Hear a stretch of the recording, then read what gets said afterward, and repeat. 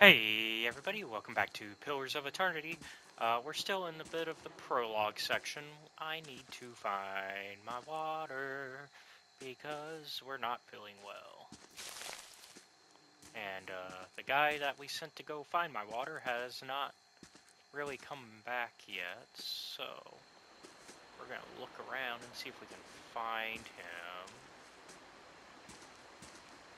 Because we needed to make a tea so I don't die. Already. The game's barely started and they're already like, hey, you might die. What? I just got here. Uh, travelers maybe, or looters or bandits, bad signs any way you figure it. The corpse is cold. Oh, what did it say? Corpse is cold to the touch and a ripe smell wafts from it in putrid waves. A dark, crusted bloodstain besmirches its simple linen clothing.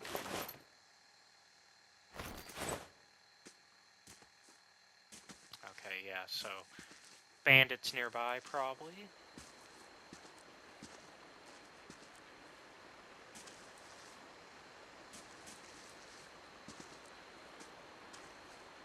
So let's look into that.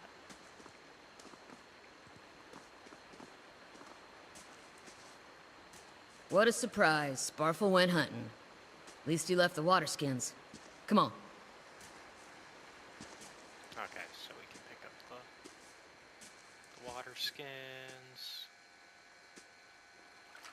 Crouch at the riverbank and dip your water skin into the cool water while Callisto waits nearby, keeping watch. As you rise, you notice her look up sharply towards the tree line. Out of the trees emerges Sparfle, one of the guides, barely discernible in the dim moonlight. He no longer carries his bow, and there is a strangeness to his gait, his stride wobbly as he moves toward you with labored breathing. Sparfle? Are you alright? Callisto frowns. Sparfle's toe catches on a rock, and he collapses forward in a heap. The feathered shaft of an arrow planted between his shoulders like an enemy flag. Oh, shit! Ambush! Bandits. Yep. Alright. Hey, we're immediately jumping into combat again. So, once again, for those of y'all who didn't catch part 1, combat is basically going to be turn-based. It's real-time with pause, really, but I've set it to have a little bit of a turn-based sort of mechanic for us. Where basically every 6 seconds I've got it set to auto-pause. Let's have Callisto also do a knockdown over this way. Alright, unpause.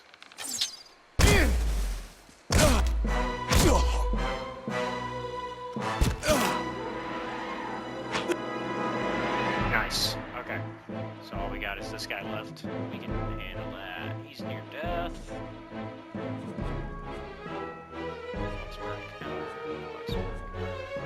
Let's knock him down again. Right?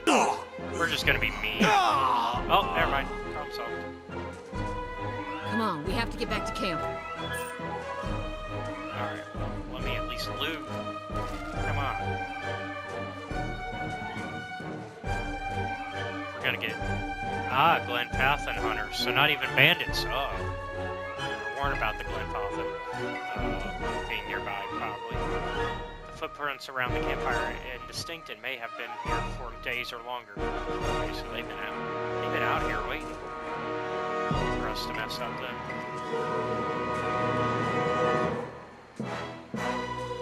Alright, let's get back then.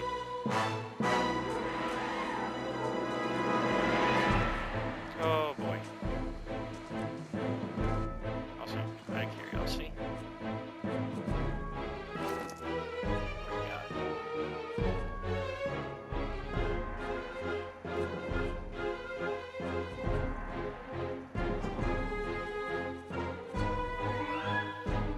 Everybody's kind of already pretty well set.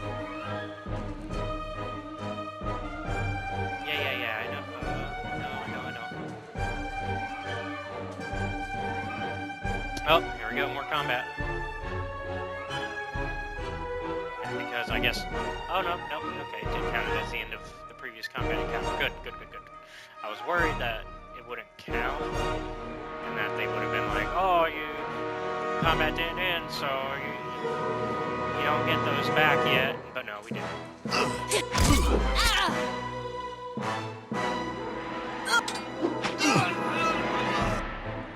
Alright. Let us...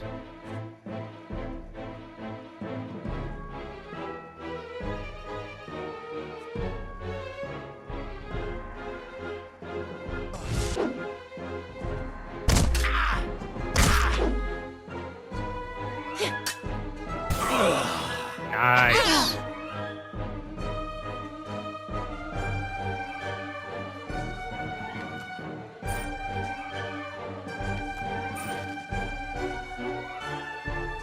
Oh, shit. Camp's already been... All around you lie the massacred remains of the other travelers, peppered with arrows and knife hilts, splayed and bug-eyed and filthy. Calliska puts the back of her left hand to her mouth as if to ward away some poisonous vapor.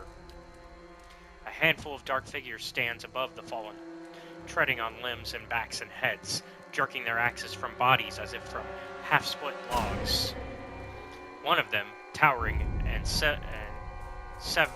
severe with a thick beard tasseled with knots, holds a wet blade at the neck of the man you recognize as Heoden, the last of your caravan left standing. Lay down your arms, trespasser. Do not forfeit this man's life for a fight you will lose. I think we can diplomat our way through. The ruin has not been sullied by our hands. Menavir, Glenfath. There we go. Your words carry no weight when I have seen the truth with my own eyes. Blood must be paid for this intrusion. So I say again, lay down your arms. Don't trust them. They mean to kill us all.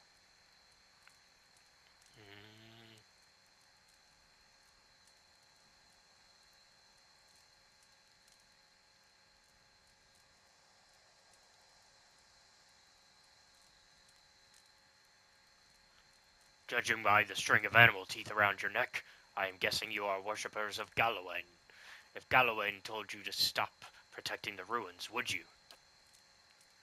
The man frowns and motions as if to swing his axe. Heoden winces, but the blow never comes. Instead, the man cocks his head intrigued. Of course, but he would not. It is by the command of all the gods that we accept this charge. How do you know? Because it's consistent with their beliefs, or because it's what you were told? The man glares. It has always been known to my people. I see. And what of Galawain's edict that weakness and age must be purged by youth and strength? You think Galawain would want some moldy, crumbling stones to survive long after their builders have turned to dust? The man's nostrils flare as he fumes. He would not. He told us otherwise. I'm sure he did. Just not you personally. But why should that stop you from killing innocents? Distracted, the man's grip falters on his axe handle, and he nearly fumbles it, affording Heoden the moment he needs to dodge out of his swing, which comes too late. Howling with rage, the man charges you instead. Hey, we saved Heoden. Ah, let's go. I can't remember how I've done it before, because you can fail that. Heoden can die. Here. This is a case of, we could have messed this up.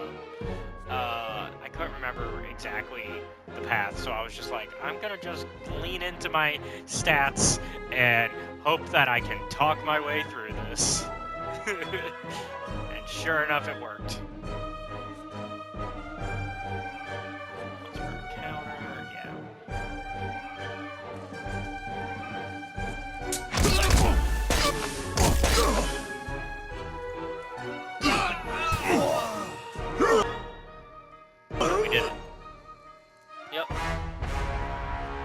Your enemy lies supine on the ground, unable to rise, his companions now silent among the other dead. His breath comes in wheezing, fitful gasps. He looks not at you, but at the sky above you. Forgive us. Barely audible beneath his choked sighs, a whisper of wind stirs the air. At this, the man's eyes roll back as he closes them. Good. Good, the gods are just. A queer smile crosses his face. I am ready. The wind begins to swell, whipping around the camp, electric and volatile, upending pots and rattling tents like an angry spirit. You can feel it begin to seep beneath your skin, and where it pierces you, it feels as though it is rendering you apart from within. Seated against a wagon wheel amidst the howling maelstrom slashed across chest and bow, Edema's body stirs, and with great effort he raises his sagging head, his eyes barely open. He looks directly at you. Get inside! Run!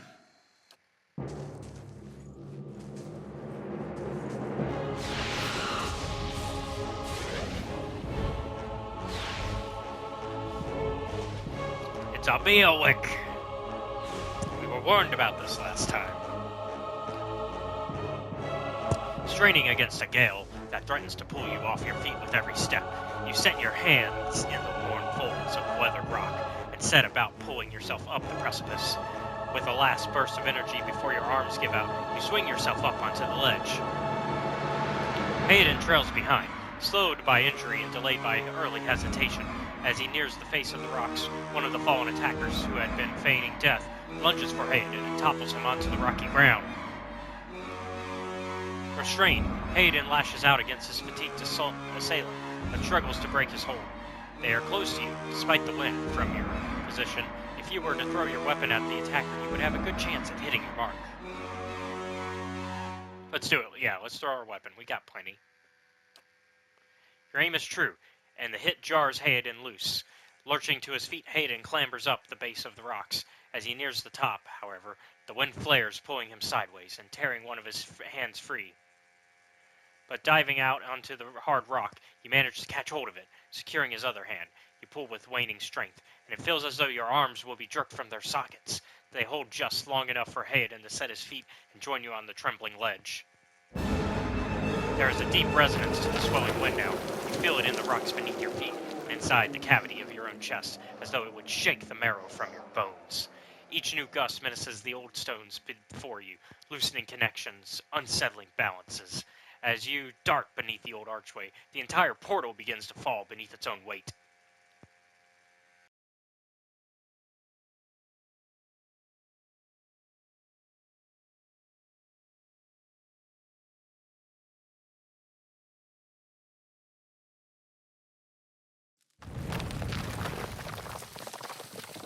Was that? A Beowulf. Had to be. Hayden's words come between wheezing gasps. Then we're lucky to be alive. And we're the only ones. We can't stay here. There could be another collapse. We're not getting out that way anyway. Let's get further inside. Alright, so we've made it inside. The lower level of the ruins has been blocked off by fallen rubble. We gotta find a way through the ruins now. That should be far enough. But what now? Hayden's chest rises and falls visibly with each breath. We look for another way out. Storm has to die sometime. What happened out there? Kaliska shakes her head. Windstorm. Of a kind they only get in Air Glenfath. Not too many people live through them, so it's hard to know what's true. The Glenfathan word is Beowulf. To them, it's the gods' way of reaping the souls of the land that couldn't find their own way out. But they'll take a living soul as soon as a dead one. Still got yours? Who attacked us? Glenfathans. They'd be the hut dwellers Edema warned you about. Look to the fangs of Galloway. You're the twitchiest of the lot. Look to be fangs of Galloway, who are the twitchiest of the lot. They go ruin to ruin, looking for fights with colonists. Poor Edema. I think he half expected this, once we lost the main road. The Glenfathans said we trespassed in the ruins. I don't believe that. Edema would never allow it. But as much as the Fangs are hot-headed, Glenfathans don't attack without being provoked.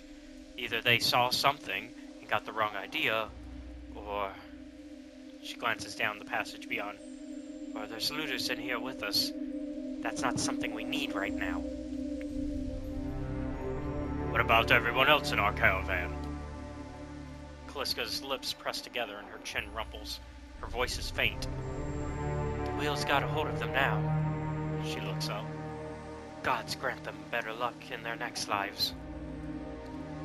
You don't seem too upset about all this. Callista looks you in the eye, a volatile current running beneath her voice. Maybe you just don't know me enough to know what upset looks like. Maybe I've seen worse too. Seen worse and kept on walking, because there's nothing else to be done. And because there's other people who you care about who still need you. Let's get going. Alright, so we have a couple options. We can go left or right. We're going to start left, because I can't remember which way we're supposed to go. Someone else has been here. We should move. See if they left anything useful behind.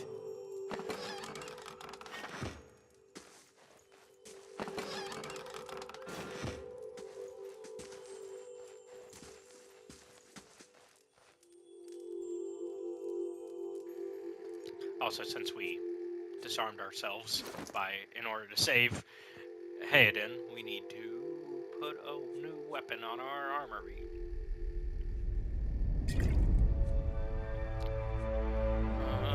Let's see. Do we have a good double two-handed? If not, we'll go weapon and shield for now.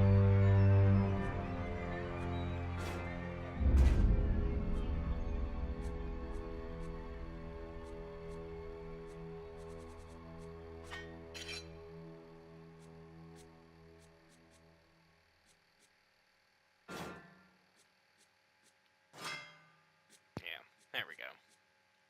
For now.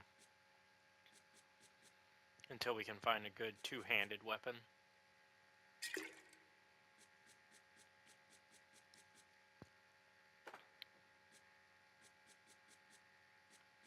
Alright. Let's make sure everybody's well equipped.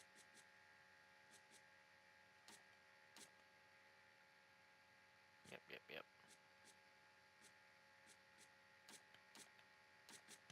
And we got our rogue now in the party.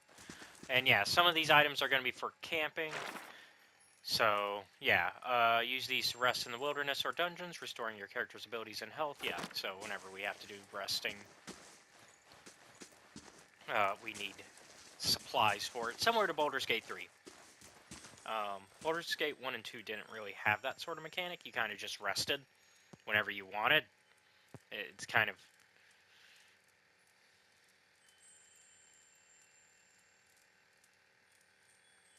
So that's kind of the deal there with that.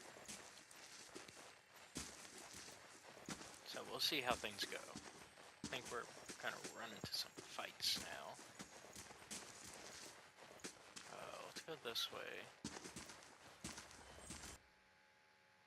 Scouting mode. So yeah, we can sneak sort of with L3. A blade in the dark. Yep.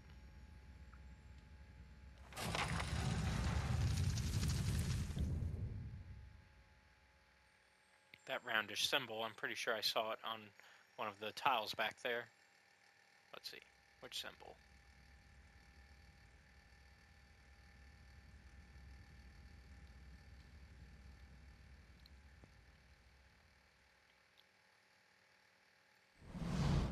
A symbol of a patterned circle is inscribed on this pillar. An unlit brazier sits at its base. It could be lit if you had the means. Yeah, use the torch. Flames kindle swiftly in the brazier, winding their way upwards. Be quiet. Back to kind of sneaking around. We'll just do Be the quiet. same thing.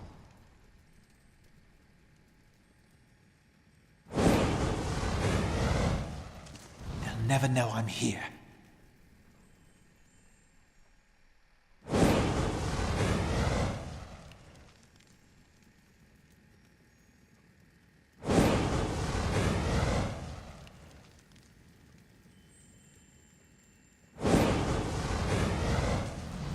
Looks like it's clear in here.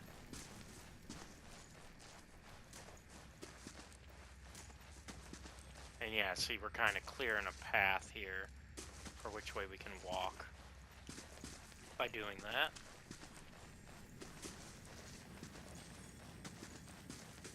They'll never know I'm here.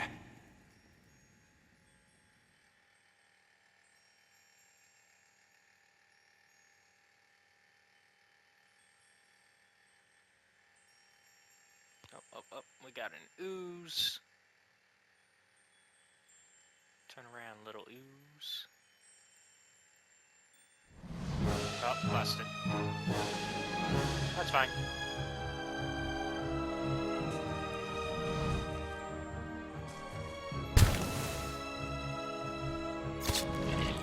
Yeah, we all just bully the ooze for a second there.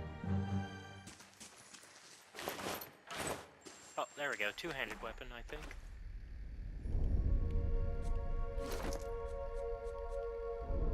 Yeah! Switch that out.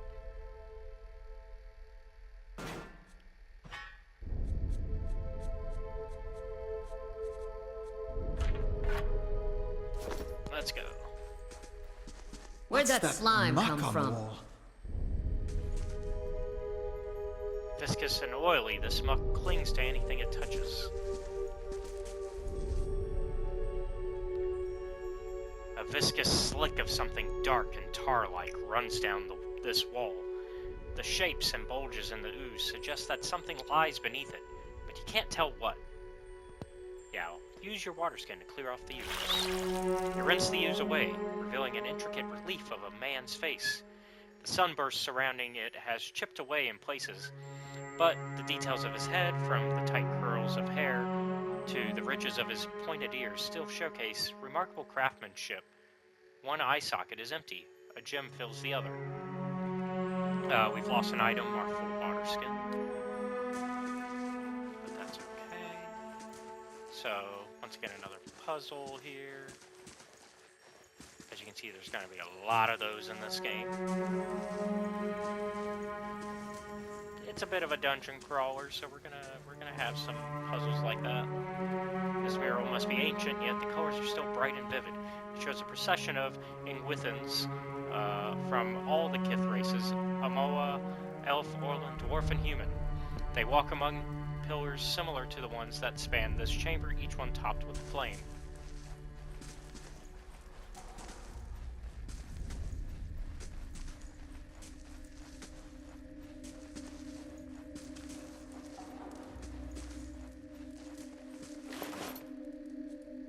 Aha, there's a gem. Ingwithan relief gem, yep, that's it. Let's look at this tattered journal. This small folio is torn in several places, and blood has soaked into several of the sheets. One later entry is still legible, however. I can't believe my luck. A few rounds of dice and I've got my hands on a genuine Ingwithan artifact. Fellow who had it said it was a pretty nothing as far as he's concerned. He's not willing to go digging in some ruins, but if he's right about this gem leading to a hidden treasure, then that's worth sneaking past a few painted elves.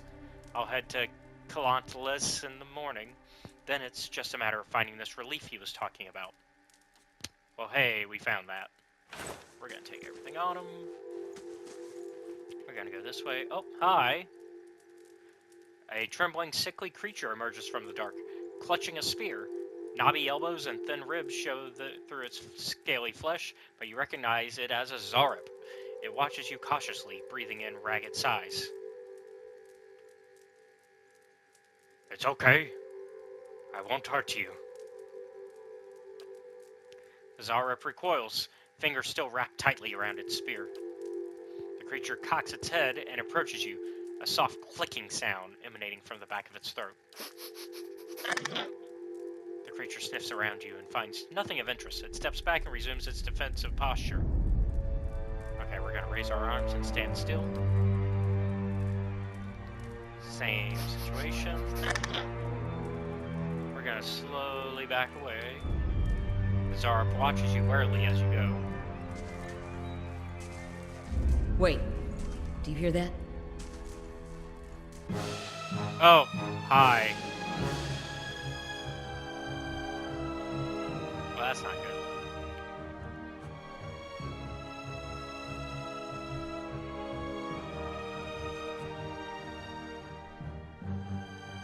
Alright, let's do things.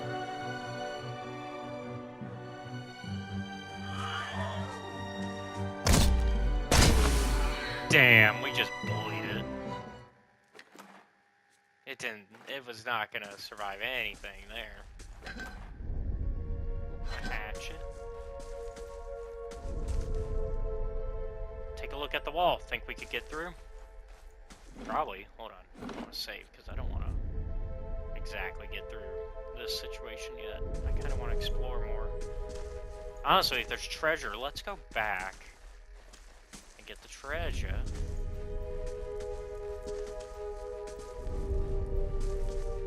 And we'll have to solve that puzzle in a second. I think I can walk that by myself without risking any issues.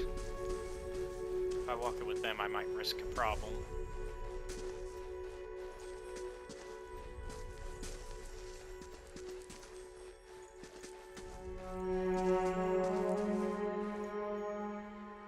Place the gem in the eye socket. The chamber begins to rumble, stray rocks dancing across the tile floor. Finally, a large section of the wall gives way. Oh, it was a... of course, we gotta fight something.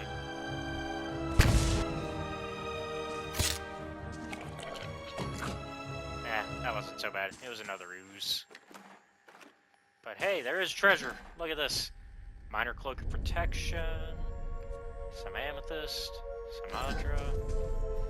So, hey, not bad. Let's go ahead and equip that cloak. I think we can wear it. Yeah. Ooh, look at us looking awesome. Look at that.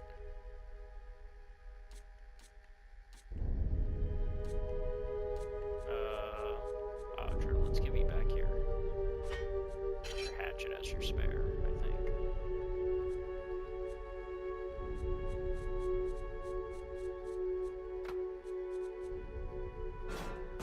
Or did you have a shield?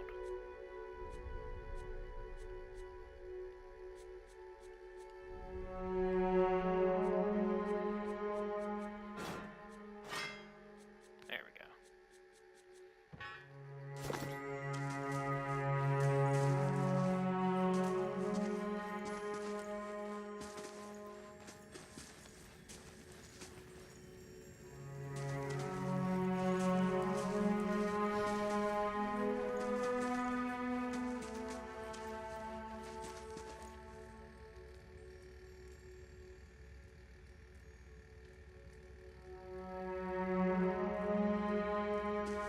So let's do this by ourselves so we don't mess it up.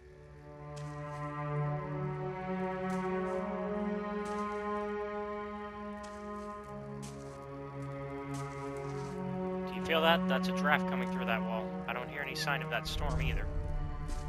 Okay, so I think this is our exit. Hi! Hi, hi, hi. We're gonna go the other way. As you wish. No prison! There we go.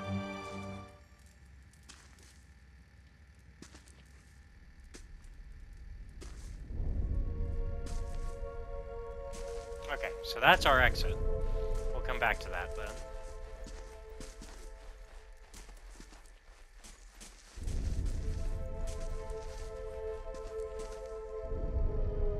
A crack runs along the wall. This wall from floor to ceiling. A light gust of air passes through it. Oh yeah, we can hammer and chisel. You set to work, the crack lengthens and widens with your efforts, but the process is more taxing than you expected. Sweat beads your forehead and your muscles begin to ache. Well, let's keep going. After several long moments, you begin to see light on the other side with one final tap. Several blocks of stone shift, then tumble loose, clearing a gap just wide enough to pass through.